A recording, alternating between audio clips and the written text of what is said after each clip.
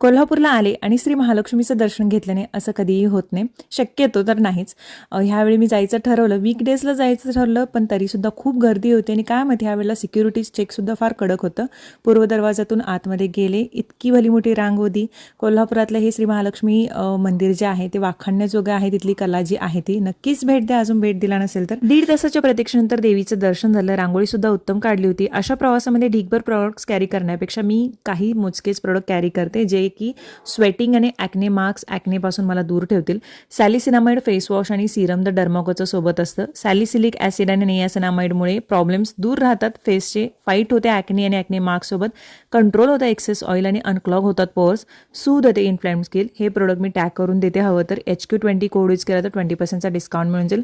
सोबत मी सनस्क्रीन देखील कॅरी केलेलं आहे, जे की मला प्रवासात उत्तम ठरेल. तर हे माझं स्किन केअर असतं कुठेही गेलं की. मग राजनंदिनीची आम्ही शॉपिंग केली आणि त्याच्यानंतर मग मी घरी परत